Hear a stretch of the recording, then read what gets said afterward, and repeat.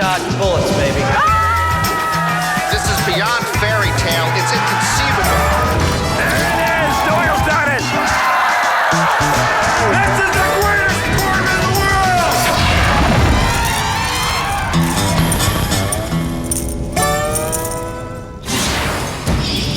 Look around. What's up, baby? Every player is now under one roof. Well, that was fun, wasn't it? Look around. In this room, the main event champion looms. Now, take a closer look. There are two kinds of people. Those who will finish in the money, and those who will walk away with nothing. It'll all be over in one hand. Stay focused. Nervous yet? The race for the money is about to begin. Yes! Yes!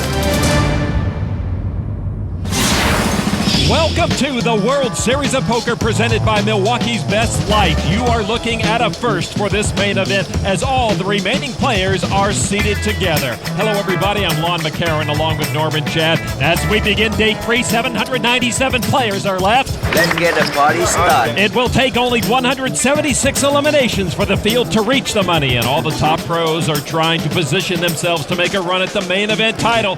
The immediate goal to accumulate as many chips as possible, something that online pro Hevad Khan seems to be succeeding at so far. And as we look at the E-Trade chip count, you do indeed see Hevad Khan in second place, but he and the rest of the field are looking up at Gus Hansen, the only player over 600,000. There is Gus Hansen, one of the most feared players in tournament poker. 3 World Poker Tour titles, but no bracelets and very little World Series success. Carlos Mortensen, now the only player in history to win the World Series main event and the WPT year-end championship. And Gavin Smith, one WPT title on his resume, but no World Series bracelets. With a 300 chip ante and 12 and 2,400 chip blinds, the shorter stacks probably will be a little more selective as we move towards the money bubble tonight. On the Milwaukee's Best Light Pocket Cam, Gus Hansen. That's sick. That's so sick. That really makes me sick. Jack 3. Gus loves to see flops, so maybe he's a little ill because he has to throw away the first hand of the day. All right, so as action continues around, we see Canadian pro Gavin Smith. If you're playing tight, I'm playing tight. Well, I think Gus would have played the suited 7-3. Oh, yeah. I'll play extremely tight then. That is Shannon Hudson, a plumbing contractor from Colorado with pocket 4s. I'm all in. And with his short stack of just under 30,000, he's going to move all in. Now Carlos Mortensen with pocket 5s. Well, that short stack might be looking at a short day. Carlos with a lot of chips in the better hand.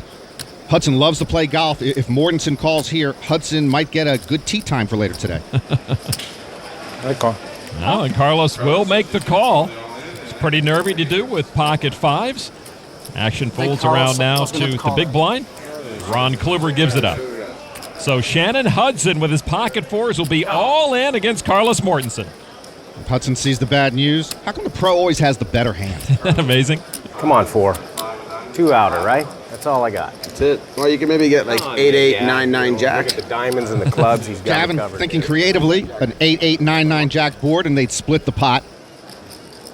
All right, now the flop. Flop is 9-6-3. Hudson comes up empty. And Carlos is thinking, of course no help for you. I am a world champion. You will not beat me. Turn card now is an 8. That's no help for Hudson. Hudson now down to that 2 outer. He needs a 4 and a 4 only. The river card is a king, and Carlos Mortensen will take the first pot at this feature table, and Shannon Hudson will go home with a good story. I am Carlos Mortensen. He was not going to beat me. The Terminator. And I was not sure he has 4s or 6s. Well, good thing he had 4s instead of 6s. Why couldn't he have had 7s or 8s? How can I beat players who knows their hand whether they're not sure whether it's 4s or 6s? Tell him, Gus. Yeah, that's too good for me. Tell him, Gus. 4s or 6s. So Carlos in pretty good position as he tries to cash for the first time in the main event since he won it. Norman, the race for the money is always an interesting time here at the main event. While some players look to coast to the cash, others aggressively try to take advantage of that timidness. And this can result in play becoming even more unpredictable, which should suit the pros at our featured table just fine. You want unpredictable, Lon? These pros are unpredictable and unbelievably good. Carlos Mortensen, unpredictable. Gavin Smith, very unpredictable. And Gus Hansen, so unpredictable, there's no predictability to his unpredictability. Even his tournament earnings are uneven, Norman. Gus has millions in tournament winnings all over the world, but only one cash at the World Series. What did you start the day with, Carlos? 254. Gus taking inventory of the table.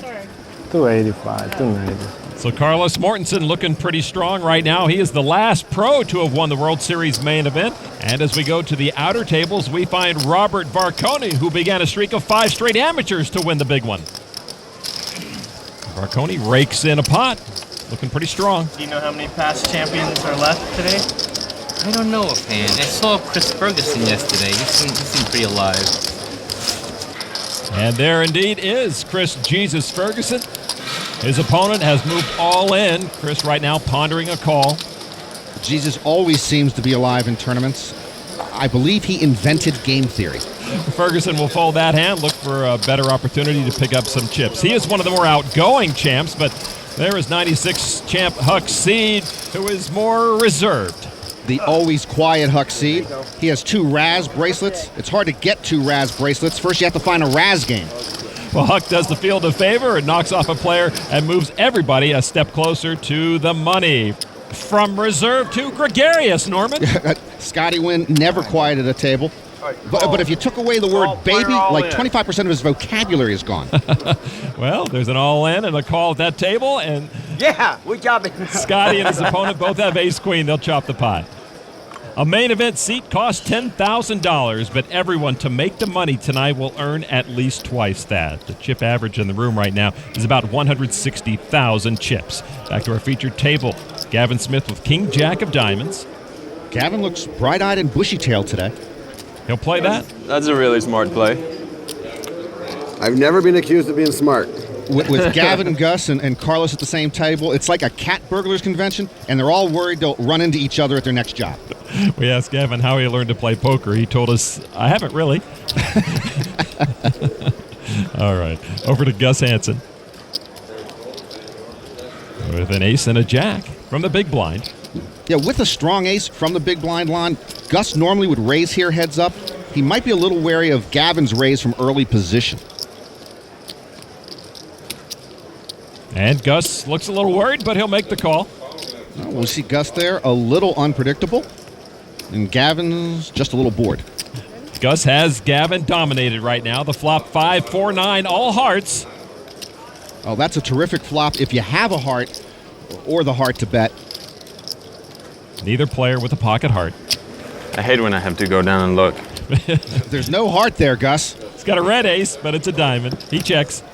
And Gavin checks it to the turn as well. So turn card 9 of spades. Bears the board. Doesn't help anybody. Well, whoever wants it can take it. Let's see who wants it.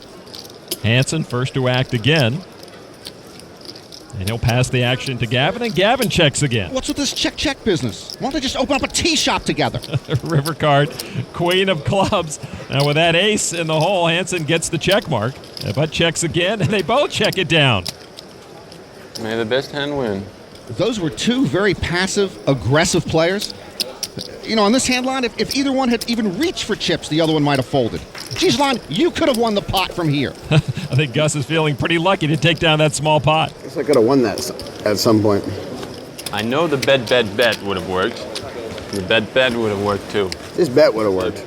Bet probably would have worked. Norman, that was as close to a flat-out stalemate in poker as you're likely to see. 2 KG pros, each holding nothing but respect for one another.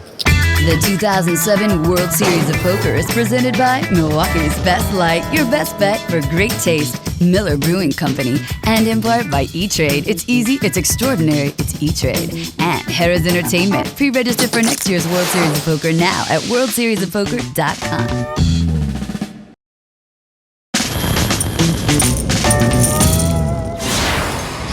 Welcome back inside the Rio, and on the KFC Snacker Cam, you see the shrinking field here in the main event. We need to lose just another 135 players to make the money. And still Hollywood well represented here. Toby Maguire and film director Todd Phillips still alive. They're not talking poker, they're talking back-end points. At another table, we find Sully Erna trying to cash for the second straight year. He's the lead singer of the band Godsmack. Sully folds his cards to John Moonves, an L.A. entertainment lawyer and brother of CBS president Les Moonves. John was among the chip leaders at the start of the day. Reads one of them. There's a lot of entertainment money in this room, Lon, that you and I will never see. All right, to another outer table, and we find two more Hollywood players. First hand you won? I know, you brought me luck. There's Norm Macdonald checking in on his buddy, TV producer, co-creator of The Simpsons, Sam Simon. Yeah, my strategy of folding everything till I make the money was looking kind of bad. Well, that's Sam Simon's strategy. Norm's strategy always is to play everything until he is out of the money. That's playing good, man. He's tight. He's trying to make it into cash. He's trying to cash. And then his search for the bracelet will begin. Speaking of bracelets, there is the World Championship bracelet of Robert Varconi. Up close looks good, Andy. I'm far away, though. I'm not a jewelry guy. I even forgot to bring it last year even. But I have to bring it because there's too many people to ask where is it. Yeah. Especially the Plus, women. This is really especially the the only women. time of year you can really wear it, you know. Only time I wear it. I'm not a real jewelry guy. Some say Varconi's win came a year too early, but Robert has no complaints about the timing. I'm probably one of the few people who used to watch the World Series in prior years and be tortured by these shows, but I loved poker so much that I would endure just to get whatever I could from watching those shows. I was just as surprised as anyone else to win it back in 2002. The stars aligned, I got lucky, I played well, I had guts, and the rest was history. Robert Varconi, the amateur from Brooklyn, New York. It was kind of funny. There was some objection to having a camera at the table my year, and who had any idea what an explosion it was going to be after that. I was very happy for Chris. I couldn't believe that his name was Moneymaker, but I have no regrets. I have nothing to complain about. I made $2 million my year, and I wouldn't change a thing. Give it up for Mr. Robert Varconi. I am the luckiest champion for many other reasons than poker.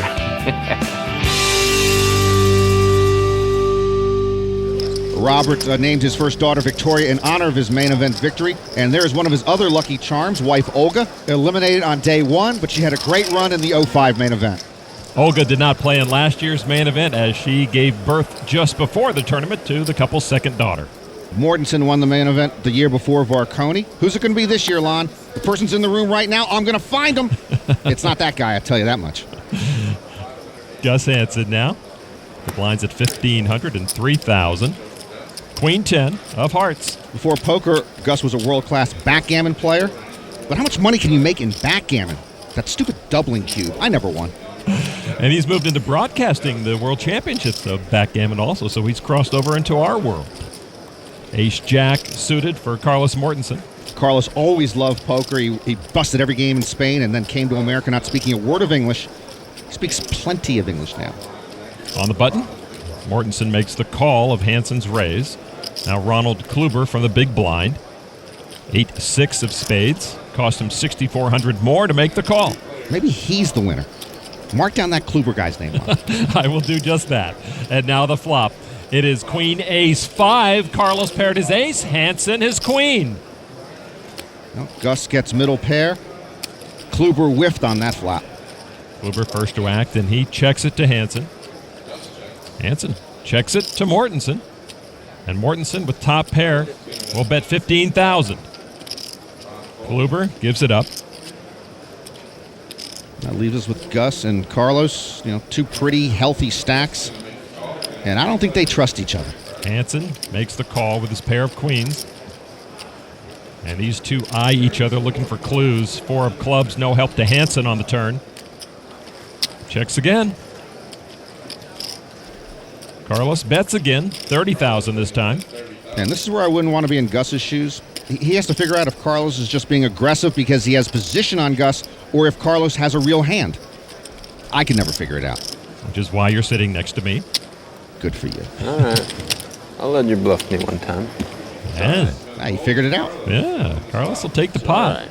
You know, Gus is not nearly as reckless as a lot of people perceive him. He makes adjustments. He'll play tight when it's called for, and there he made the right read and got out cheap. No, Carlos had a pair of aces and the best hand, but he'll take credit for a bluff. Sometimes the mind games are the most profitable to play at a poker table.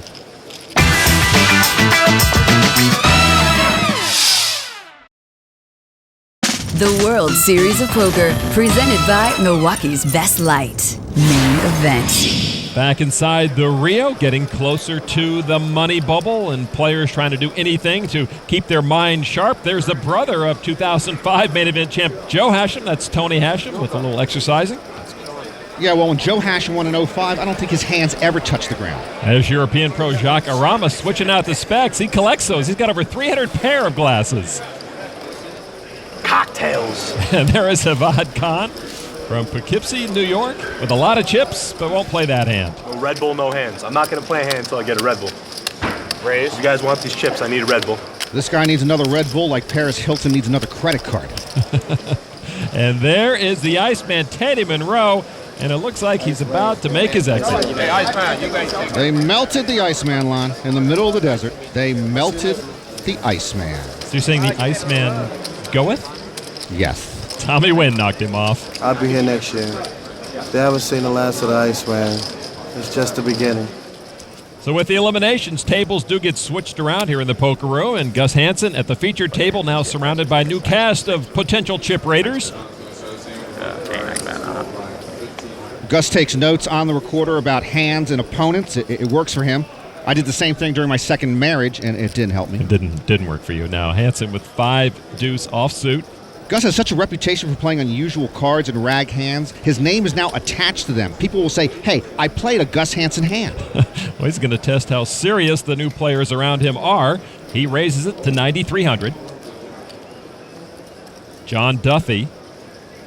King 10, that would have beaten 5 deuce. He's going to fold it, though. Next in line, Brian Miller, ace 3. That would have beaten 5 deuce. Now Ken Stead. Stead looks at 7-4. I may have you dominated, but I'm going to let you have one. 7-4, that even beats 5 deuce. I don't think you did. All right, so 5 deuce works. Gus Hansen gets a free ride that time, and who can blame his new table mates? They know Hansen has some big-time poker credentials mixed with his desire to play with fire from time to time. I think aggressive style is needed in tournaments. You didn't come here to gamble. You're in the wrong spot. There's just a degree of aggressiveness, and I'm probably in the high end. I'm a sick man. I think I'm more of a math guy than anybody out there, actually. Whether you have 5-3, 7-8, or ace-king, you have the same chance of making a pair. So if you get a read on your opponent, they don't have a pair, your pair of 5s is just as good as anything else. Do you feel lucky today? You make your basic calculations. You add a little feel into it, and you come up with a solution, and hopefully it's the right one. A lot of math and a little bit of feel, that's my kind of mix. I'm only playing good hands from now on. With Gus's style, you catch opponents by surprise, you play hands they never put you on, and then you trap them. Now Gavin Smith moved from the featured table to the nearby table number 2, and he's seated right next to Shirley Williams, the mother of the 04 main event runner-up David Williams. You haven't lost yet, Shirley. I know. This optimistic thinking is really doing you good here. Shirley moved all in with pocket queens, called by Jonathan Krella with Jack 10. Well, he got overs, though. Overs? I don't have overs, I have unders. Oh, I thought that was the flop, like he got a jacker. First she thought Jack 10 were overcards to her pocket queens, and then she saw an imaginary flop. Now the flop, here it is, 6-7-6. It's good for you. Not even one spade. Krella needs runner or something to knock out Williams. The ace puts him away. Shirley Williams will win the hand and double up. I don't know, because even if you got a jack or a 10, I still won. Yeah, you had it on the 10. You're good at this game. Yeah, Gavin tells her she's good at this game. That's like when he tells me I'm funny. Shirley doubles up to over 87,000. Now you got a lot. No, not really, but I have enough. I think you got more than me now. Lon, I see the winner. Where? Table 63, I think. All right. Well, we'll catch up with them later, I'm sure. Carlos Mortensen, a past winner, moved from our featured table, and his chip stack has not suffered. to another outer table, and Chris Jesus Ferguson is all in. His ace-jack is trailing the pocket queens of Lee Childs. This is our degree all-in moment. The 2000 world champ is at risk of elimination. Ferguson looking for help on the turn. And now the turn card is another 8. That does not help him. Chris Ferguson, perhaps down to his last card. Jesus will need an ace and an ace only, or his main event will be over. And now the river card. Is it his last? It is indeed. A 10 gives Childs the degree check mark, and Chris Jesus Ferguson has been knocked out of the 2007 main event. Ferguson with a nearly unmatched tournament record, 5 bracelets between 2000 and 2003, and 31 final tables in his World Series career. And with those credentials walking out the door, the job for the remaining players in the main event just got a little easier. The Degree All-In Moment is brought to you by Degree Men. More power than you need. One day you'll need it.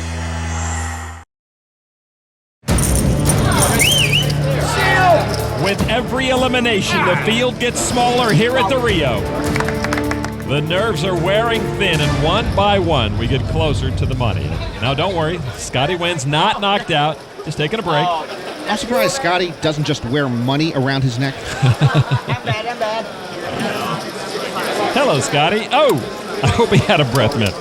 All right, while some players are just concerned about hanging around until they make the money, others are looking at the big picture and trying to accumulate chips, and Ted Forrest is doing just that. Darrell Brunson got knocked out on day 1, but his son Todd is still alive. Todd has a master's degree in education. It taught him to never talk to me. His sister Pam is still in it, but she has moved all in right now and waiting for a call or a fold. And Lon, Pam does talk to me, but she might not be as smart as Todd. Aces make anyone look smarter when you're playing poker, and Pam Brunson will stick around for a while. All right, so we move back to our featured table where the man of the hour has been Gus Hansen. He started the day as a chip leader, and he has been a table captain so far here. And with a lot of new players around him, he's got a lot of new notes to make on that recorder. And from London, that is John Duthie, one of the creators of the European Poker Tour with pocket sevens. Oh, if he's looking for announcers with an American accent, he should talk to us. He limps in with 3,000 chips over to Sean Chaconis. Pocket jacks is worthy of a raise to 15,000. Chaconis has that all-American look, but this is the most international field ever at the main event. You know, I look around, I just don't see that many guys from Jersey. Hung Lee from the small blind. No, Hung Lee, maybe South Jersey.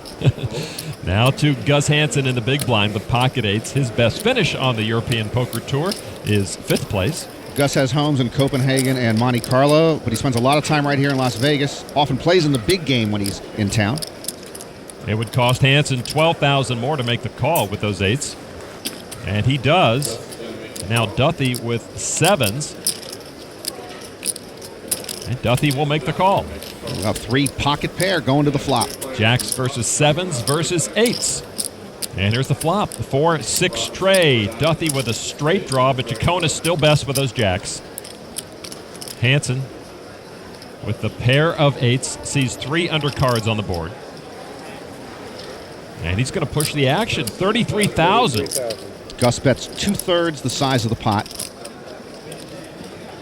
Duthie now gives up his sevens. Chaconis with the best hand now. If you're Sean Chaconis, your jack should be good, but he got no piece of that flop, and maybe Gus hit it with a Gus Hansen hand. I go all in. Wow, he's going to push it back to Gus, moves all in, putting himself at risk. Well, score 1 for the good-looking guy from L.A. against the man People magazine dubbed one of the 50th sexiest people of 2004. He's got Gus Hansen nailed. Gus Hansen has Chaconis covered, but does Gus want to risk that many chips? Nope, not here. Nice hand, Sean Chaconis. And again, Gus gets out of the way without too much damage.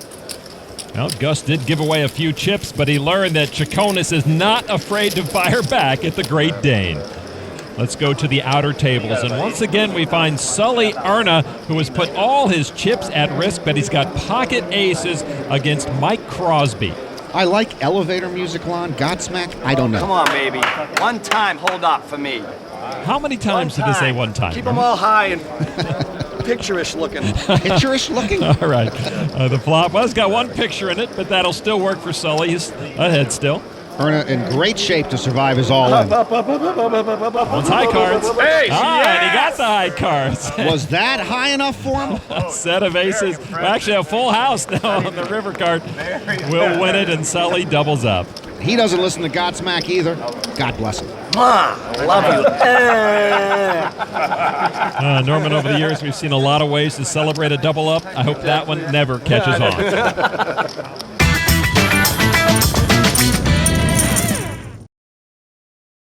The World Series of Poker, presented by Milwaukee's Best Light. Main Event. Back inside the Rio, and you can see on our KFC Snacker Cam what was once an overflowing room of poker players is now more than half empty. We're only 29 players away from the money. Robert Varconi getting close to cashing. People have said Varconi can't play ever since he won the main event. He's trying to prove them wrong. Varconi quiet at his table. Call, table 61. At another table, Kenny Tran, who always seems to be making noises, called an all-in. He was on the brink of elimination on day 2. Yes! He's been climbing steadily, and he hits a straight, and Kenny Tran moving up the leaderboard. Boy, on day 2, he was one card away from elimination. Now on day 3, 1 million chips and counting for Kenny Tran. And you can't leave your front yard like that. He's got to clean that up. Kenny with a lot of chips, sure to be a force as we move forward. Elsewhere, the shark of Umberto Brenes. Oh, yes, Umberto and his shark. What a refreshing addition to the poker scene. Okay. Well, if you meet Umberto, you know he is a friendly, likable guy, but that shark he's carrying around got a lot of votes as one of the most annoying props in poker. We asked around about the rest of the best and worst before awarding this year's superlatives, and that is the subject of this edition of The Nuts.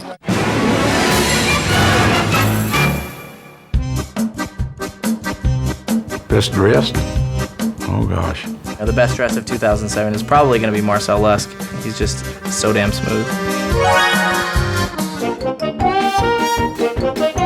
Class clown for the World Series of Poker. The class clown? Probably have to be Mike Mattisau. Philly. Class clown? I mean, that's hands down Gavin Smith right there. What up? If I were you, I'd fold.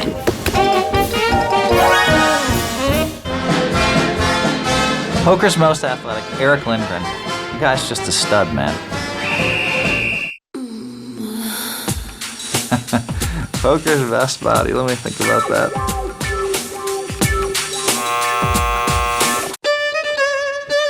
Oh, poker's class couple would be John Gale and whoever he's hugging. You have to say the best couple are Jennifer and Marco. I think we're a great couple working together and supporting each other. So I basically have to say me and Marco. Best here I'll give to Chris Ferguson. Scotty Nguyen. Scotty Wynn. Maybe Scotty. Scotty Wynn is the only dude that can do the curly fro, mullet style, and it actually looks good. Is only about 43% hair, and it's 57% gel. The best hair had to be Scotty. How is this the best hair? I mean, maybe in a biker bar, it would be in the top 10. You're just jealous. Don't let the camera fool you, baby. Scotty is Scotty. All right, to another table. And another award winner, class clown Gavin Smith, but he's all business right now. He's moved all in with King Queen and been called by Jonathan Krella. That's okay. Hey, Krella's got better hair than Scotty. And Krella leads right now with Ace Queen over the King Queen for Gavin Smith. The flop, Deuce 10 Jack. Ace High still leads for Krella. Gavin with a straight draw. Gavin's got some hope. Good flop for you. Well, Krella's Ace High still ahead, as you said, plus he's also picked up a straight draw against Gavin. Turn card is the 9 that gives Gavin Smith the straight. Take a king. No. Krella can still win it. You can have A king? There's nothing we can chop with. I don't want you to have a king. I kind of. I would have given you a chop if we could have got a chop, but I don't want you to have a king. A king would knock Gavin out. Krella would make a higher straight. And now the river card. Oh, it's paint, but it's a jack, and Gavin Smith will double up. So Krella ships chips to Gavin just as he did to Shirley Williams. It's part of the game. I'm going to go out on a limb and say that Gavin might have better hair than Scotty Wynn.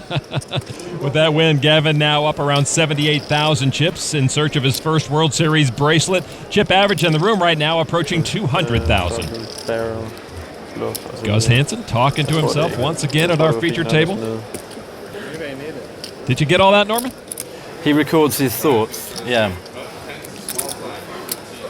The thoughts of Gus. The Dow. Yeah, the Dow. The thing is, I don't think Gus can even understand himself when he plays that thing back.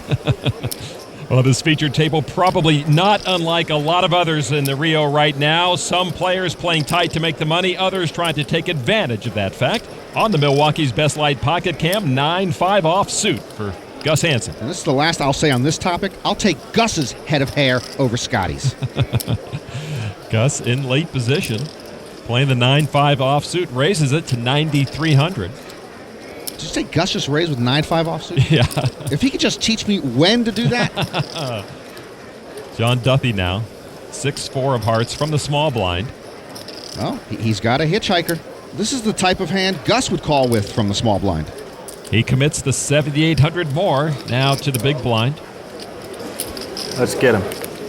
Chaconas is not going to play. Somebody get somebody. So two adventurous hands, Hansen and Duthie going heads up. The flop, 10-7 jack, and a straight draw, gut shot straight draw for Hansen. And Gus's 9-high still good. Duthie checks. I'm not sure if he's checking there. It just might be a nervous habit of tapping his chips. Gus said, go ahead, let's see, turn card. And a turn card is a king, a flush draw for Duthie, and another way for Hansen to make his straight. Duthie again first to act. He's just tapping his chips. They claim it's a check. Hansen with the straight draw, 9 high in the pocket. Gives him the lead right now. He bets 11,000. Well, Gus says, well, in that case, I'll just take the pot down right here with 9 high. Oops. Duthie says, no, I'm coming along to the river. Well, with that flush draw, certainly he can see a river card at that price. Now the river card is the queen, and Hansen hits his straight.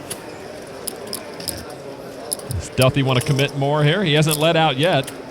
He's checking by tapping the table. See, I'm not an idiot. Well, I'm an idiot, but I know of what I speak.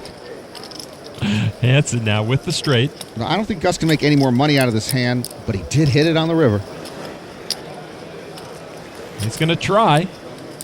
16,800. Gus hoping that looks like a value bet bluff, and maybe Duthie will check raise him here. Duthie's going to fold it, and Hansen will take the pot quietly. I'd love to see that rubbish. Probably about the same as my rubbish. All rubbish is not created equal. Yeah. Another big hand hits the mug. Another big hand hits the mug. 6-7 of clubs you probably had. Gus started with the pits, ended up with a bowl of cherries. The Nets, brought to you by Planters, celebrating 100 years of fresh taste.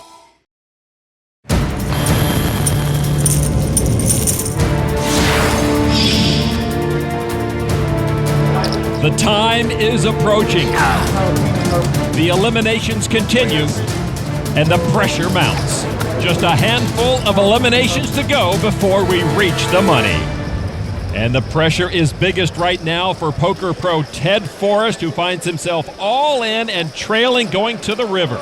Stephen Lynch from Ireland in position to knock off Forrest. He needs a 6 on the river to stay alive.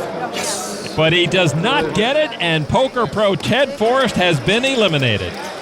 Ted regarded as one of the best no-limit hold'em players on the planet. So his only main event cash came in 2006. He'll have to wait till at least next year to repeat that accomplishment. At another table, Jacques Arama deciding whether or not he wants to risk all of his chips after the river card, even though he's got pocket aces, and leads Thomas Barrant, who put in a big bet after the river. Barrant missed on his flush draw and is trying to bluff Arama. A tough call for Arama as we get towards the money. If you're wrong, you're gone and out of the money. Okay, cool. Arama makes the right decision, and he will take a lot of Barrant's chips. Yes! Yes! Oh, and a big hurt put on Thomas Barant. Yeah, baby. That is what the main event is all about, especially as we get closer to payday.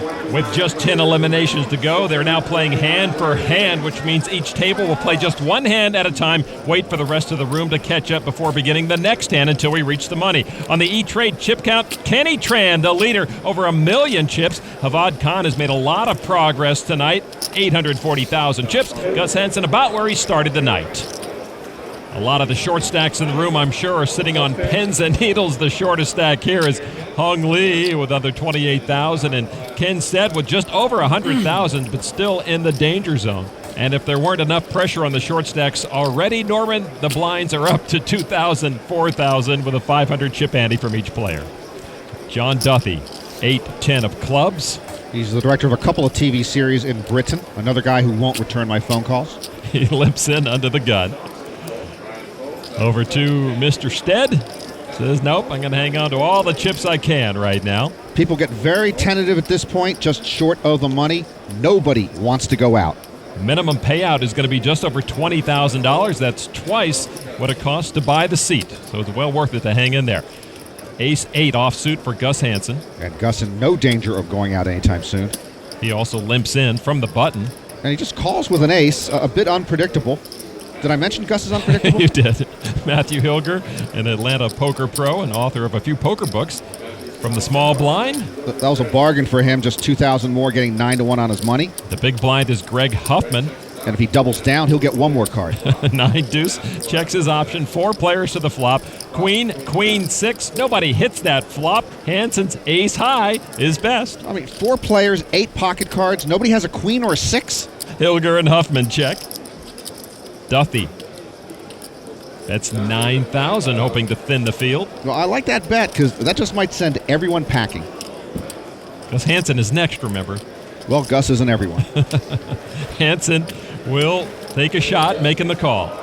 Actually, Gus could have raised there if he sensed weakness, but he told us he bluffs too often on the flop and not enough on the river.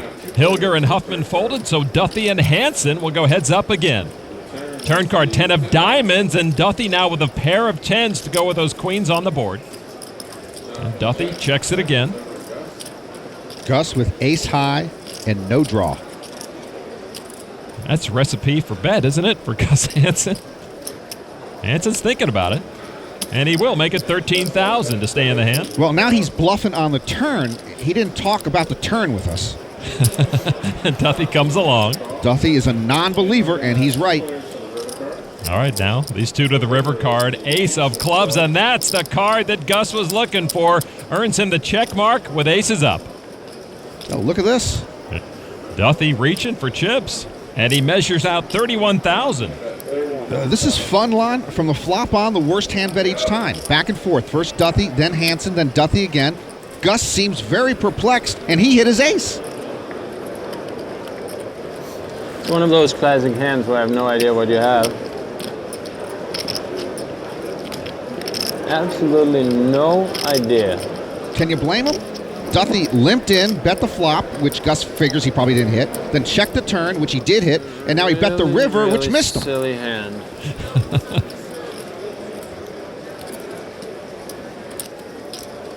Duthie giving nothing away. But I can't sleep tonight if I don't figure out what you have.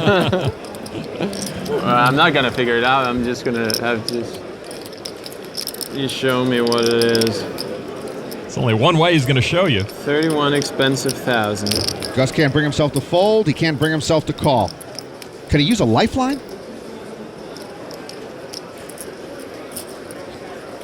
Well, he wants to sleep tonight. He makes the call. He'll sleep well. Gus Hansen made his winning hand on the river. Duthie looks at it, doesn't like it. Good hand. Well, Gus says he plays the math mixed with feel. That time he was just playing out of curiosity. Well, Gus is good and lucky and good. I was right on the turn. You bet on the flop where you were almost dead. Then I bet on the turn when I was almost dead. And I got there and you bet the river. Not what I thought you had. Sick. Wow. All right, so interesting doings at the featured table, and likewise out in the field. Sully Erna, we've said it a number of times, is all in after the flop. He flopped a set of tens. John Moonves made the call with a straight draw. This is a clash of entertainment money. Come on, baby. No jacks. One time. Come on, no Jack, baby. jacks. Moonves would hit a straight No if he does get the no jack. jacks. No jacks. Jack a dime. No Right jacks. No jacks. Turn card is a jack, and Moonves hits a straight. Lord, and that sent Erna reeling.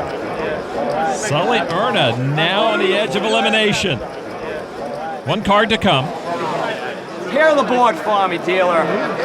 Come on. Pair the board. Erna needs to pair the board or his main event is over. Yes! Oh, he got there. Being greedy. He got the full house when the 8 hit on the river. Woo! God, I love this game. NBA-style endorsement for poker. John's having different thoughts about now. That's why I play this game right there, for that kind of rush. You know what I'm saying? That's why they all play, Sully.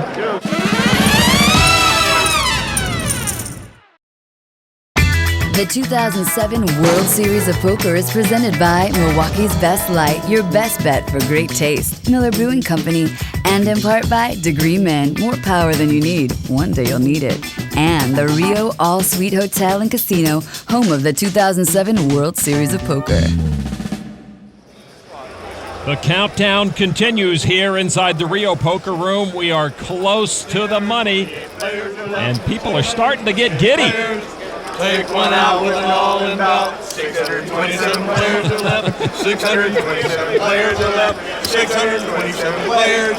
Take one out with an all-in bout. And the money is right around the corner. He is right. Whose bubble will burst next? Actor Toby Maguire is all in, one card from elimination. Thank you. But indeed, he does survive. I have that same T-shirt. So it looks like the man who played Spider-Man will stick around a little longer, and director Todd Phillips also hoping to keep the Hollywood spirit alive here in Vegas. And Sam Simon is all in across the room. 100%. But Simon also lives. Simon trying to cash Looking at these things. in the main event for the first time. I'll trade places with you. So Sam doubles up with those pocket aces. Looks like he's in good position to stick around to the bubble burst. Are you going to make the money now, man? Yeah, I think I can squeeze my way to the money now. Hopefully. Sam doesn't need the money. He's got Simpsons residuals growing on trees. So hand for hand, and the race to make the money continues. Let's get back now to the feature table. First, Gus Hansen trying to collect all the chips at this table. There's a walk. Gus hoping everybody folds to him in the big blind. Action has folded to John Duthie. Duthie with 7-3 offsuit from early position. Boy, and Duthie's got Gus Hansen fever. Trying to out-Gus Gus. I mean, he's playing Gus Hansen cards against Gus Hansen. He makes it 12,000 to play. And a lot of the other stacks will shy away, including the shyest of all stacks, Hung Lee. Back to Gus Hansen now. Ace-Queen. Gus once played 72 straight hours of poker. At the 60-hour mark, he realized he should go home, but he thought, let's make it an even 3 days. What the heck? And with those cards from the big blind, A bit excessive. Gus makes it 114,000. It would put Duthie all in, and he's not going to call all in with 7 tray. You got me beat, I think. I think you got me beat, Gus. I just had you pipped. Yeah, just. It must have been close, though. It was a close one. I mean, I just actually steal your blind. I'm surprised you gave it up so quickly. So Hansen takes a small pot, and that means everyone at the featured table is safe for a few more moments. But out in the field, we do see some players heading for the rail. So that means that we are closer than ever to the money. 622 players remaining. One player away from the money. All right, so now there is Kareem Vegas. That's his real name, by the way, from Boston.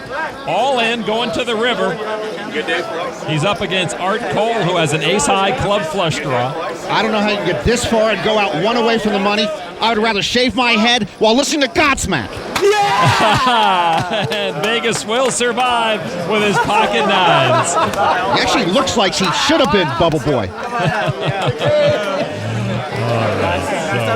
I imagine he'll hang on to those chips because what comes to Vegas stays with Vegas. Very nice. So Mr. Vegas is not our bubble boy. To another table, John Segan has moved all in after the flop, leading with pocket queens. Segan in good shape against Vandy Crouch's pair of sixes and straight draw. Turn card, and Vandy Crouch hit his straight on the turn. Oh, and Segan now outstretched on that bubble. He'll need a 5 to split the pot, or he'll go home out of the money. The river card now, with everybody looking on, is a 4, and Crouch wins it. Segan eliminated. The money bubble is broken. Everyone in the room now has more than us, Lon. 20 grand plus. It's time to let out a collective sigh of relief and call home with the good news. Man, I'm in the money! Hevad Khan will take any opportunity to scream. I want to hear a warm round of applause for our bubble boy, John Segan, finishing in 620 seconds, please. Thank you. Hevad Khan from Poughkeepsie, New York. On the Milwaukee's Best Light Pocket Cam, ace 6 of clubs. Hevad says his kinetic spiritual energy serves him well. Excuse me. Khan is an online schooled full-time poker player. He raises it up to $15,000. He does like to be aggressive whenever possible. Daniel Snowden, a dentist from Kansas, ace 10 of diamonds. I got a molar problem, Lon. We'll fix it later, okay? He's going to call from the small blind. Hen Tran, 6-5 of diamonds. Cost him $10,000 to make the call, and he does. He's the brother of pro player J.C. Tran. 3 to the flop. 8, 4, 7, all clubs. Khan picks up the check mark with a nut flush. And unfortunately for Tran, he flops a straight. Wow. Snowden missed it, and he checks over to Tran. And Tran thinks he's slow playing his straight. Yeah, he's going to try to trap, and let's see if Khan wants to try to trap also. Khan is going to bet $25,000. Now Snowden with nothing. He gets out of the way.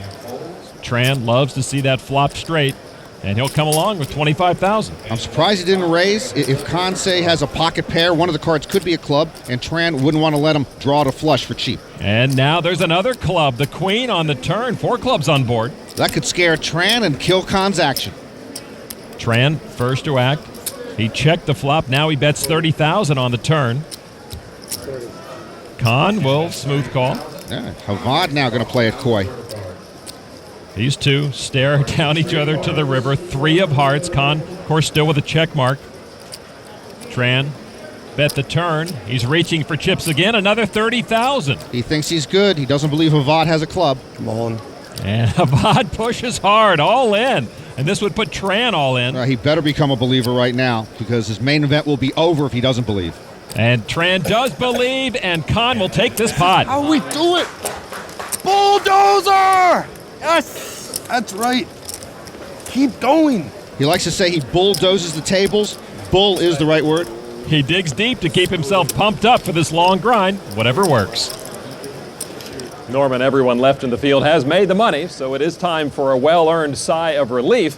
But now it's also time to shift focus to loftier goals, such as making the final table. Of course, if you're sitting with Hevad Khan, focusing on anything would be difficult. Lon, 2 things I just love about the main event. Watching to see which top pros will make a run, and watching to see which new characters will emerge. Well, you want a character? Calling Hevad Khan a character is like calling Superman a crime fighter. You watch and see.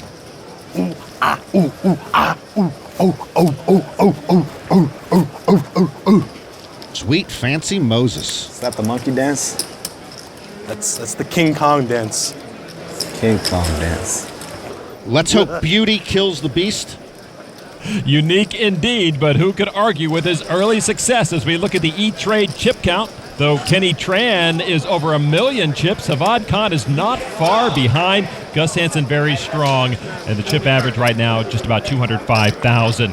To the outer tables, the entertainment contingent at the World Series keeps rolling. Look at these guys, elbow to elbow. Movie star Tobey Maguire is still around. What's he ever done? Lead singer of Godsmack, Sully Erna, made the money for the 2nd year in a row. Does Godsmack play bar mitzvahs? And entertainment lawyer John Moonves has a lot of chips. Hey, why do all the lawyers always have all the money? Well, Sully Erna throws in a bet, and it looks like it is good enough to take down another pot. Score 1 for the artist. Oh my God, buddy! Another Hollywood type in the field. On the left is Sam Simon. Looks like he's just lost a pot to the Armenian Express, Chris Gregorian. John Moonves actually is Sam Simon's lawyer. Hollywood's a small town. I'm lucky. Luckiest guy in the world. I'm telling you. Next thing you know, I'm going to win this tournament. Ship it. Sam doesn't look like he's a believer. Gregorian, though, doubled up. Todd Phillips, the movie director of Old School, just knocked off a player. Old School, Road Trip, Frat House. He's a one-trick pony. You really got to hand it, though, to these guys from Hollywood. They've survived to the money, and they're earning some respect right now. Over to table number 2, where we find the chip leader, Kenny Tran. And Norman, he's got some L.A. connections as well. Indeed, he plays in a lot of big cash games with the Hollywood celebs. Playing with Darrell Dicken right now. Dicken with King Jack with a straight draw after the turn against Kenny Tran's 8-7, and a bet from Dicken of $26,000. What a clash here between one of the great internet players and one of the great cash game players. Cash game player Tran raises it to $96,000. Big bluff from Kenny Tran. And it comes in a good time. I don't know how Darrell Dicken can call here. Darrell Gigabet Dicken, with just a gut shot straight draw, will make the call. Gigabet is old school online. He knows what he's doing. And the jack on the river hits Dicken. He earns the check mark. Well, it wasn't what he was looking for, but of course his jacks are the best hand. And he'll check them. Tran with no pair. And no chance of winning unless he pushes Darrell Dicken clear out of Clark County. Oh, and now he's reaching double-fisted. Kenny Tran measuring out 160,000 chips. Take that, Darrell. Pause for concern for Darrell Dicken. What you got? He's got squadoosh. Never works. No, well, the key to this, and I don't think it's going to work, but the key to this, if Tran pulls it off, is that he was raising on the turn and then backs it up with another big bet on the river. Dicken needs 160,000 to call, and no, he says, you got it, Kenny Tran. And he shows the bluff. Oh, anything. Gigabet gives him props. As well he should. Kenny Tran, the chip leader, gets stronger.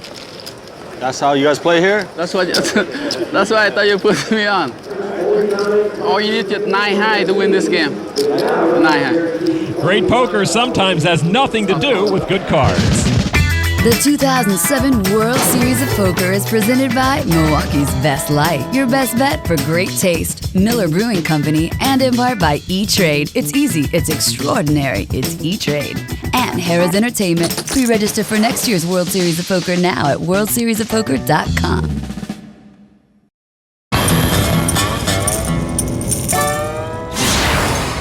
Welcome back to the Rio on the KFC Snacker Cam. You see the dwindling main event field, but there still are 5 former main event winners alive out there, including the 2001 world champ Carlos Mortensen. The last pro to win the main event.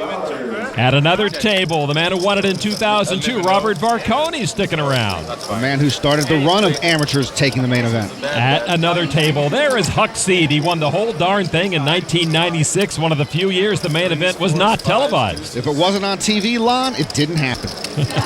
And another man who might get lost in the crowd is this man, Barry Johnston. He won the big one in 1986. That year, 141 entrants. First prize was $570,000. Barry quietly going about his business. Here you go, baby. Scotty Wynn doesn't play many hands quietly. You're thinking about calling the raising over there, huh, baby? Scotty introduced the term baby to poker, I believe, in 1991 while playing in Bell Gardens, California. All right, baby. You got it. There were 350 players in the field the year Scotty won it. We're just under 600 now, so Scotty's got almost 2 full main events to play.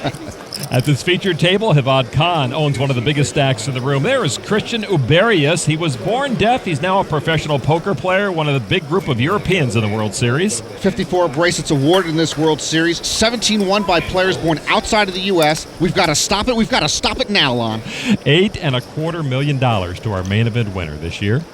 We're waiting on Nick Botta. Clock. I'm serious. I'm just kidding. Botta with ace tray of clubs. Uh-oh. Khan was kidding, but Botta doesn't seem to appreciate it. Wow. Stare down at OK Corral before Nick folds. Action over to Dave Terry. Just kidding, bro. I think he's trying to make friends. Dave Terry folded now to Alex Michaels. Michaels actually younger than Khan. He's 21. King Kong is 22. Michaels, an amateur player from New Jersey, raises it to 20,000 with 5-4 offsuit. And Hevad takes a good look at Michaels before he looks at his cards. From the big blind, ace-9 offsuit. And Khan's going to defend that blind and re-raise it to 75,000. Khan liked what he saw, and he decides Michaels is a pretender. Wow, look at that stare. And Michaels shrinks away and gives the pot to Hevad Khan. Yes, yes, yes. Yeah! I'm not sure if it's a behavioral disorder or the Red Bull.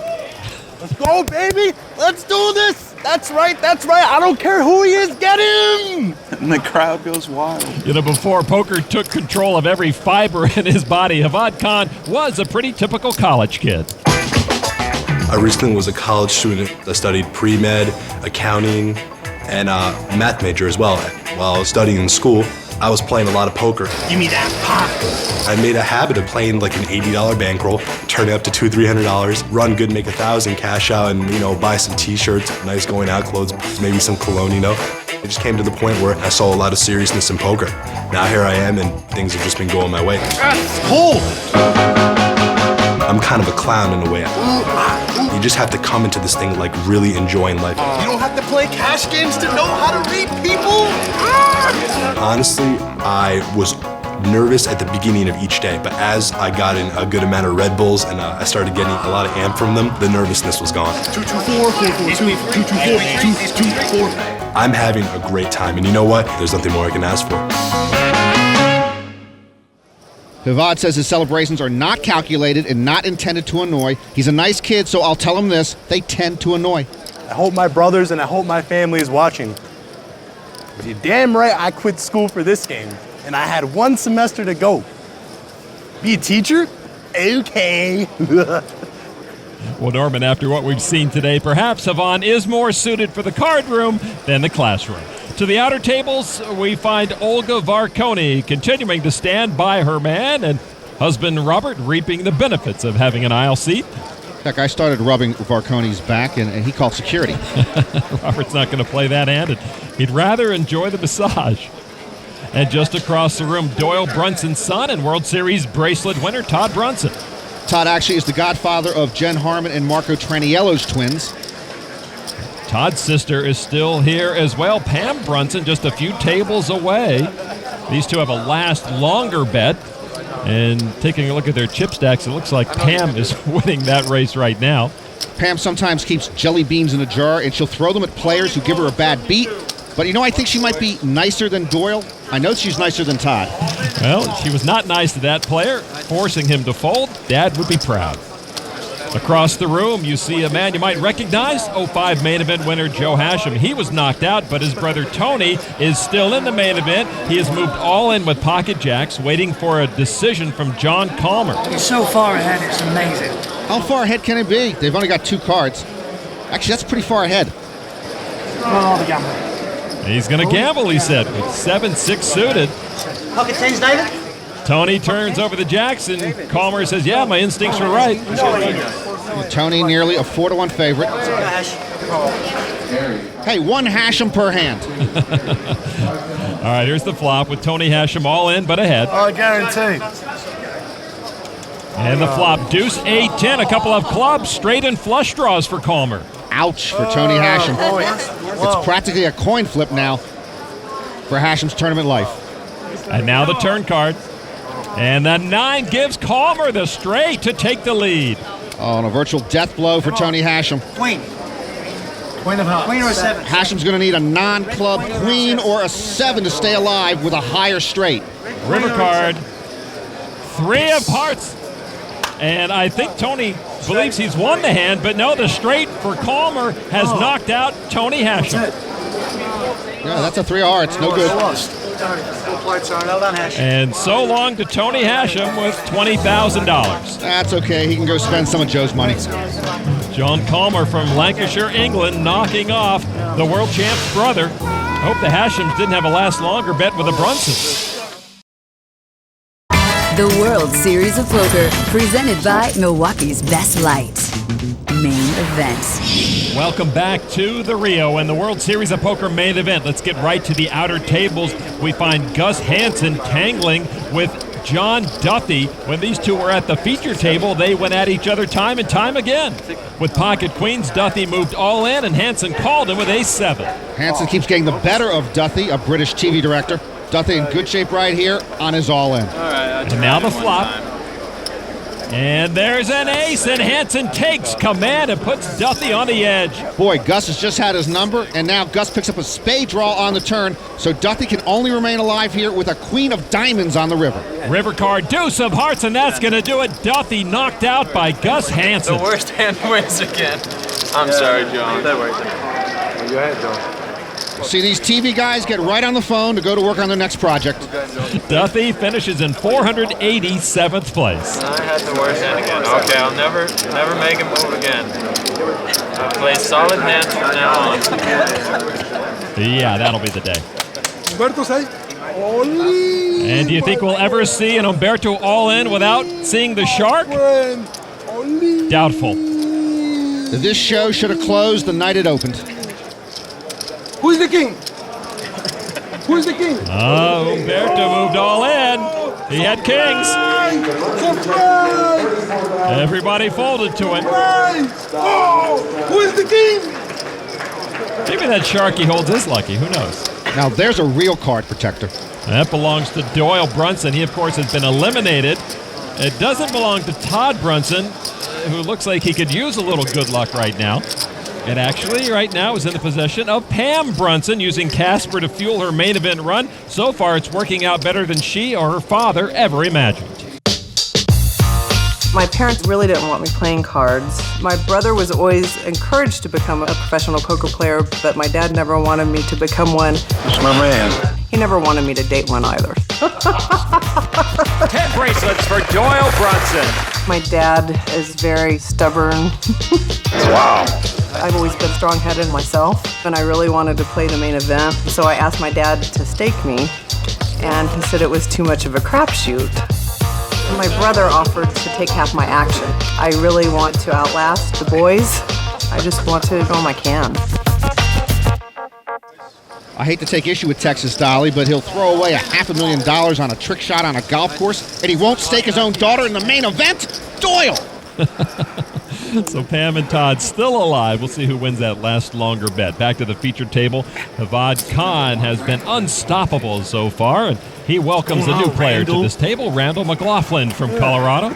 Just trying to survive. You and me both, brother. Randall, we got a rule at the table. You have to have one of my Mentos if you're going to play here. Are you down?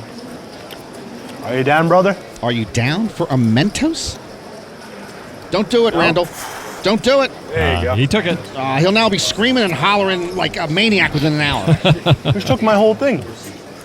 All right, so Randall, apparently a Mentos lover. That's wrong, man. Put it in his pocket. That's not going back. Action folds to Dave Terry with pocket kings. He's from Alpharetta, Georgia. Plays in a home game with Josh Aurier.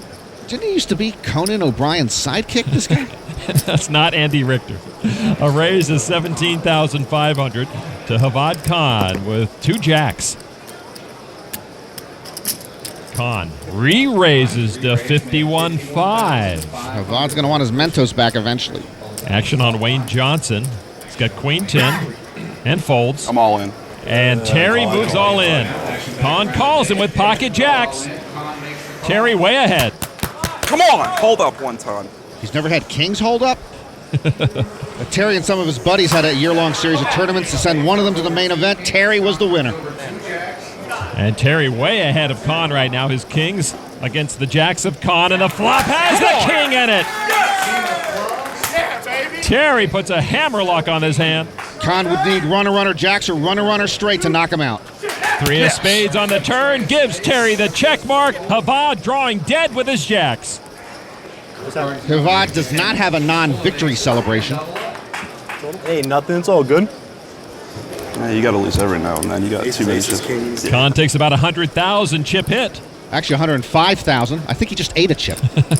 Khan still with a big stack. He's one of the few players who can afford that hit right now. Let's go to the outer tables, and we find Kirk Morrison. Morrison already has the check mark, as you see, with top pair, top kicker against Jason Takesian, who has just ace high.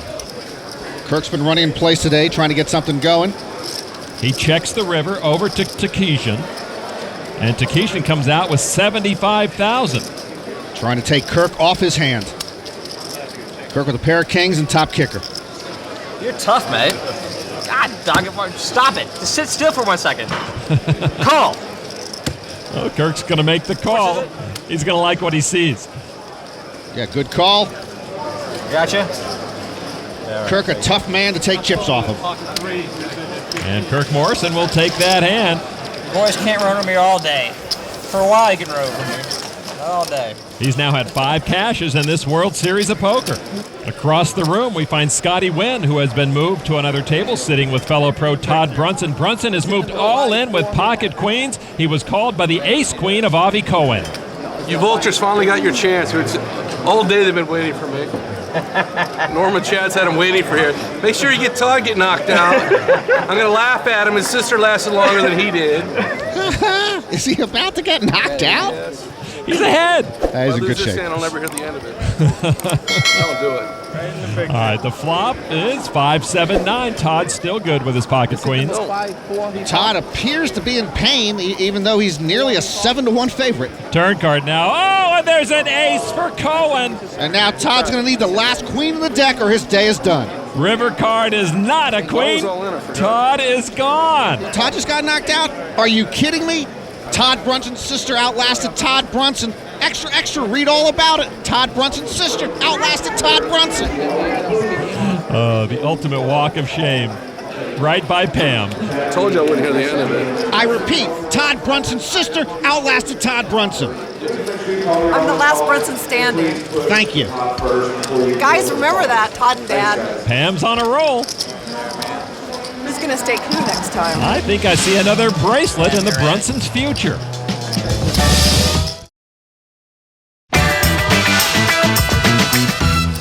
Welcome back to the Rio. Lon McCarron along with Norman Chad. To the outer tables, we find Hal Lubarski with pocket queens and a straight draw after the flop. And Lubarski raising, trying to put his opponent Aditya Agarwal all in.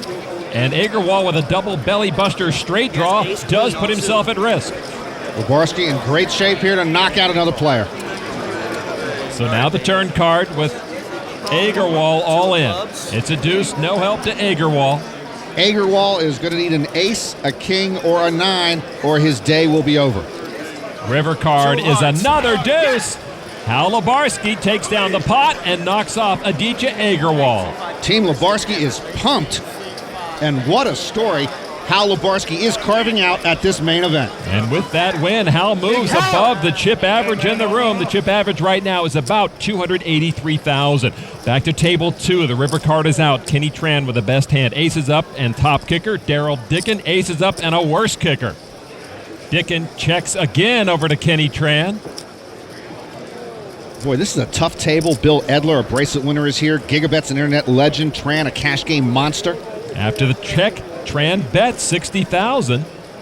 And if I'm Gigabet, I'm thinking back to that earlier Kenny Tran bluff. Oh. Does he have me beat, or is he trying to scallywag me again? And you see by the check mark, Tran does have him beat. And Gigabet will commit the 60,000, and he can kiss it goodbye. No bluff that time. Gigabet will muck his cards and say, well done again, Kenny Tran. Tough to have Kenny Tran on your left all day. Tran living up to his reputation as one of the best. Quite impressive considering his inauspicious beginnings as a student of the game. In the poker world, I'm well known as one of the great no-limit cash game players. Oh, he made a full house. When I came to the United States, I worked in McDonald's, mopping the floor and all that. I started playing poker in this little bowling alley. I see they play this game, and I don't know what it is, but I like it. I thought that I know what I'm doing, but I lost hand after hand, so I went to the store and bought the deck for myself and tried to figure out what I did wrong. Yes! I start to beat the game day after day. That was a bluff, by the way. I worked in McDonald's for like 4 months, and then after I'm done, I never work again. That's sick. I play poker for a living, and I love it. Tran lost his first 4 McDonald's paychecks playing Pineapple High-Low. You came 81, you make 100,000. Fine, I'll tell you. Tran, who plays in the biggest cash games in Los Angeles, is studying the main event cash payouts. If he looks on the top line, it'll say $8.25 million to the winner and the bracelet. Back now to our featured table. Alex Michaels folds over to Hevad Khan. Hevad's nickname Rain comes from a character in the Mortal Kombat 2 video game. Ace, King of Hearts. And Khan will raise it up to $15,000 from early position. Hevad, a big former quote-unquote professional StarCraft computer video game player. Ubarius will give it up now to Hen Tran, professional player with pocket nines. On the button, and pocket nines are tough. An overcard will hit the flop about 80% of the time, and then what do you do? He'll make the call of $15,000.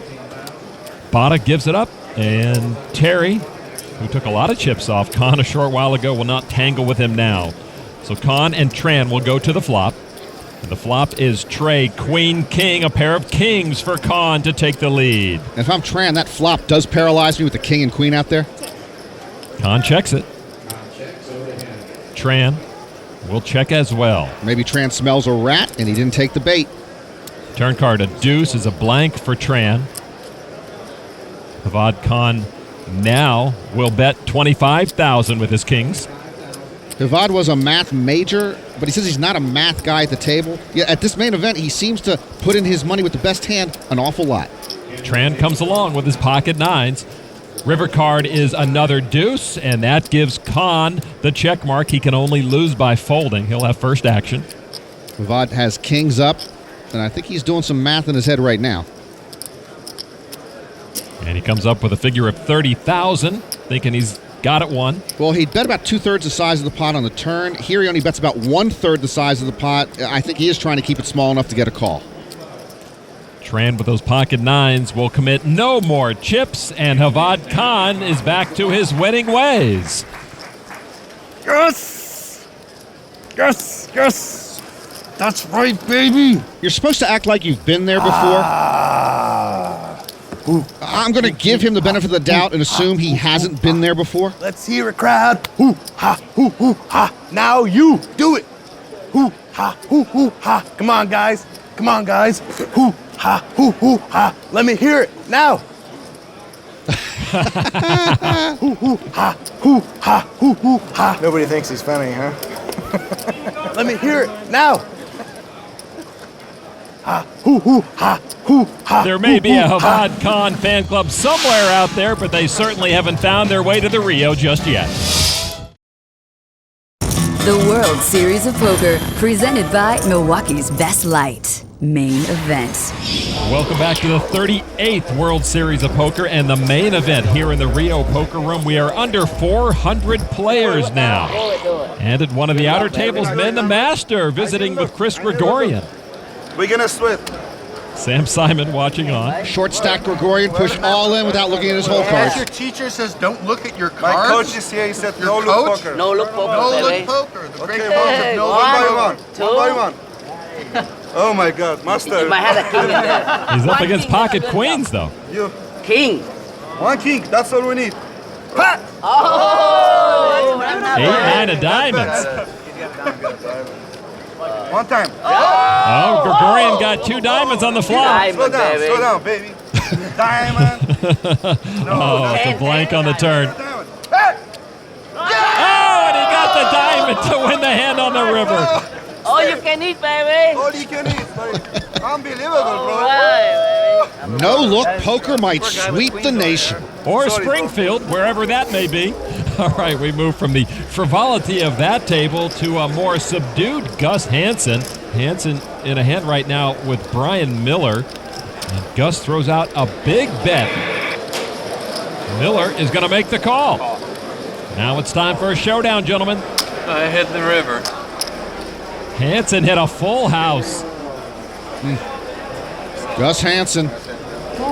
You know how you hit the river, Lon? How do you hit the river? You have to see the river. Gus sees a lot of rivers. And that aggressive play is one reason why he is among the chip leaders. He does have a lot of chips, but the biggest stack in the room is right there. That chip stack is stunning. And that chip stack belongs to Darrell Dicken of Italy. It's like the blob. The stack is approaching 2 million chips. I bet you if he sells that scarf, he could probably get another 200 or 300. Dicken cashed twice in last year's World Series. It looks like he's headed for a good payday this year. Dicken with almost 2 million chips. Back to the feature table where Hevad Khan has been taking center stage. I'm going to buy a bunch of beat-up Hondas and drive them into a wall. Why would you do that? He's a kid with a dream. Let's go, beat-up Hondas, let's go. Oh, he may be the most unique main event player we've ever seen. All right, we continue. On the Milwaukee's Best Light Pocket Cam for Randall McLaughlin, King-Queen offsuit. Randall's currently single. I have been currently single many times. He's a 60-year-old World Series rookie. He limps in for $5,000. King-9 for Alex Michaels in the small blind. They do have barbers in Las Vegas, don't they? The 21-year-old does make the call. Hevad Khan in the big blind, ace-8 offsuit. And he does check his option. 3 to the flop, 10-8-4. Khan gets the best of that with middle pair. And he checks out of order, actually. Michaels would have been first. Now they both check. McLaughlin now, after a couple of checks to him, he's got king-queen, missed the flop, bets 15,000. McLaughlin says, you all got nothing, I got nothing, but I got heart. Michaels gets out. Now Khan. The problem for Randall is Hevad does have something, and he makes the call. So now heads up to the turn. Khan with the advantage right now. It's a deuce of hearts on the turn, no help to McLaughlin. Khan checks it. Randall's reaching again, makes it 25,000 with his continuation bet. He takes another stab at it. For a 22-year-old online guy, Hevad has been reading people real good at this main event. But there he gives up the best hand. Oh, Hevad couldn't put the right read on the retired machinist. So McLaughlin siphons off 20,000 from Hevad Khan. I got more Red Bulls. Uh-oh. Got more amp, more hype. I'm going to take out Randall. Well, first you have to catch me. Randall looks like a stationary target. Let's go, Randall. Khan gives up the small pot, but maybe working on revenge already.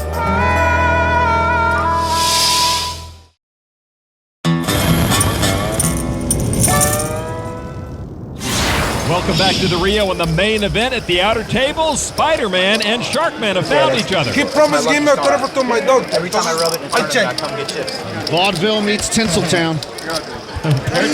Seems a little starstruck playing next to and with Toby Maguire. You know, Toby might decide to stick with movies after sitting next to Umberto a while. So Umberto takes his chips and then asks for an autograph. He played them both at the same time, multi-table. Oh, well, I hope he signs it. To you and your annoying card protector, go to poker hell. Love, Toby. Meanwhile, Toby's friend, Hollywood director Todd Phillips, is gone.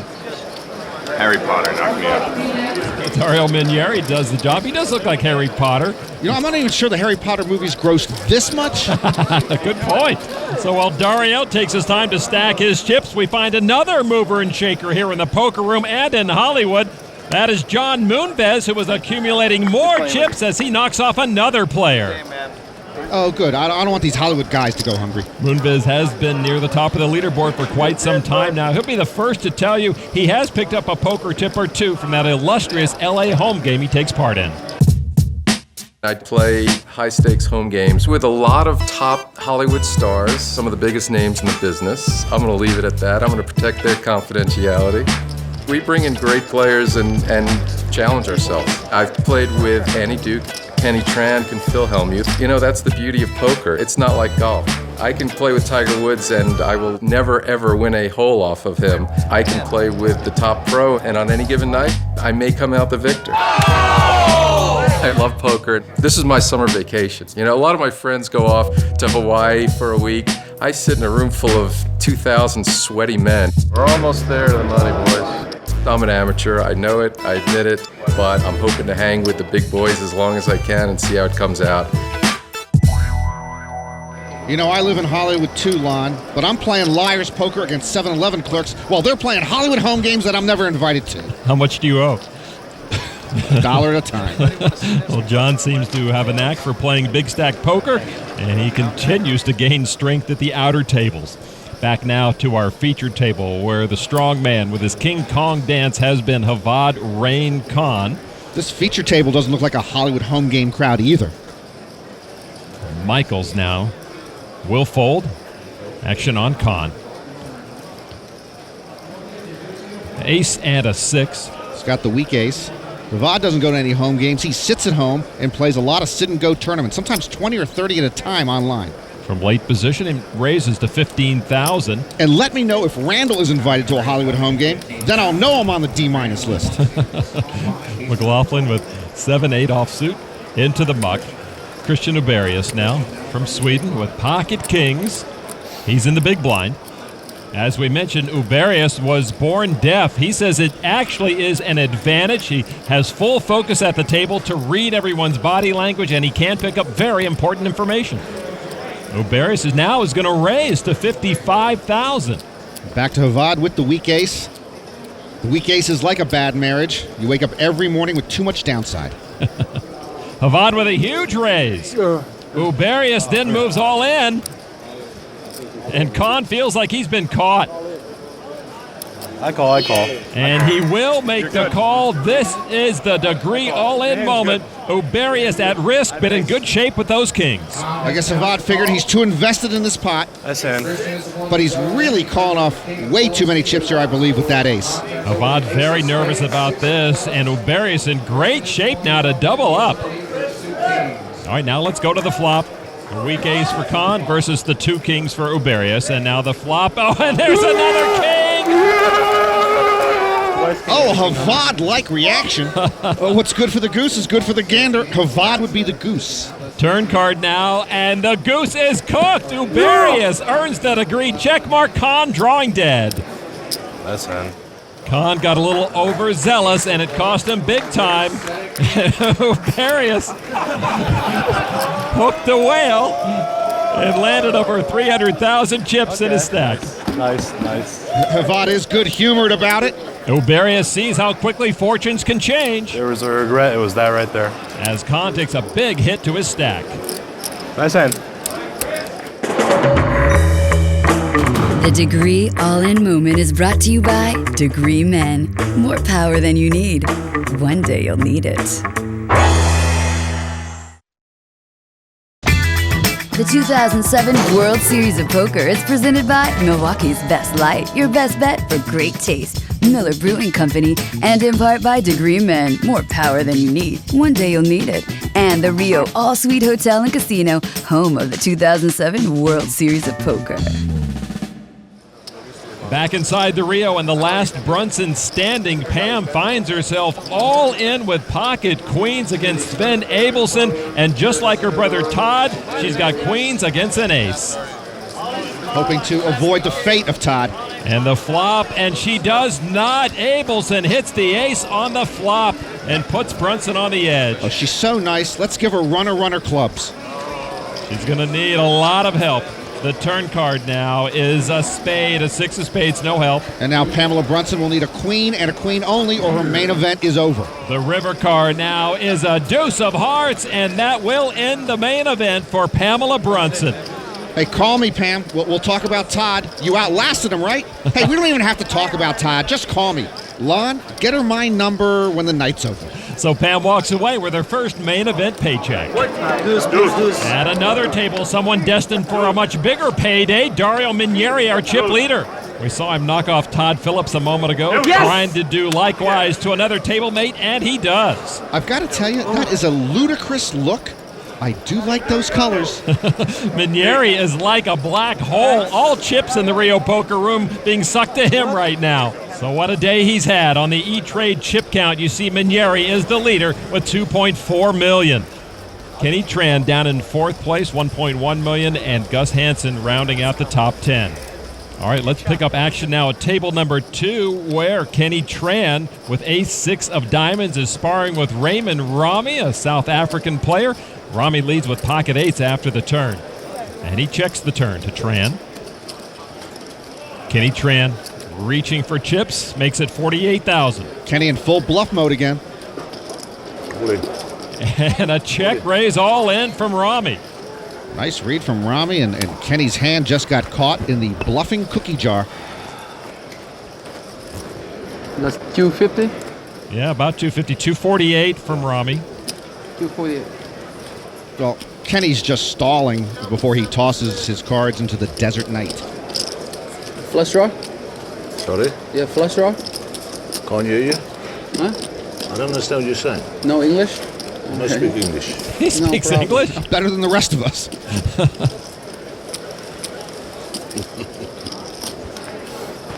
Kenny Tran been known to take a chance or two, but no, he's going to give up that hand. Rightly so. So Rami takes some chips off one of the chip leaders. Kenny plays fast and loose, and sometimes he loses his chips fast. Ace king? I think I had more than you. Yeah, you did. You think? Kenny might be having a pineapple high-low flashback. I may have the best hand. Kenny may not be convinced he made a good laydown. The feature table we had broke, so Hevad Khan has been moved to a new seat, and he's got some new players to work with, and they do include Daniel Alai, who comes to this table with some credentials. He's got a bracelet and 15 World Series cashes. What's up? What's up? It's been a grind today. It's up and down. What's your high point? This. Nice. Can only get worse then, right? Yeah. Well, no, it can get better. Hevad actually is humble enough to realize when there's a better player at the table than him. Daniel Alai would be that animal. The blinds are at 3 and 6,000, and now a 1,000 chip ante from each player, including Tom Peterson from La Crosse, Wisconsin, King Jack of clubs. He says he's going to raise it with the suited king to 22,000. Rami Boukai from Laguna Hills, California, had a couple of cashes last year. He's got a couple of aces. I call. See ahead of him. He will slow play those aces, just make the call. Action folds around to Hevad Khan. Hevad said his goal was to make the final 100 here at the main event. He's inching his way. Now, pocket queens. We've already seen pocket aces. And Hevad's going to push the action. Makes it 74,000 total now to play. Well, that's the right raise, but the wrong time for Hevad. Just bad timing for pocket queens. And Peterson smartly gets out of the way. Action back to Boukai. 52. About how much do you have in total chips? These are 30 each. Boy, if Boukai pushes all in here, he's got Hevad covered, and it will be tough for Hevad to get away from those queens. Not all in, but Boukai does raise it to 224,000. It would cost Khan 150,000 to play. But you know, Boukai just calling originally with the aces might pay dividends here. Hevad certainly might think his queens are best, and that could get him in trouble.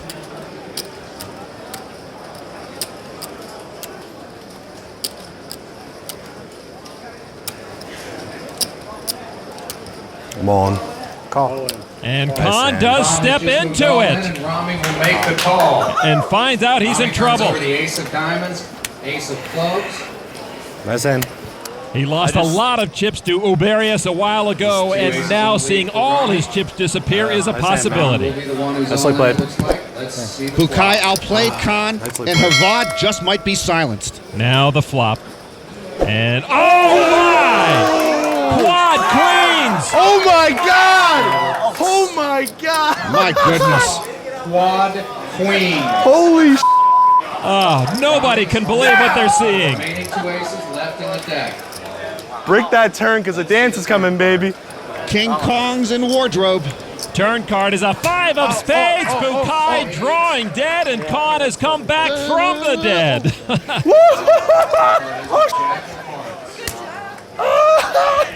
It's hard to love him, but it's hard to hate him. Wow. Oh my God, I suck. That's so bad. It happens. You can understand, it's so hard to put you on aces and kings in one orbit that many. I mean, do you hate my play? No, it's fine. Nice hand. Yo, ma. Boukai very gracious in defeat. Quad queen. Hevad not so gracious in victory.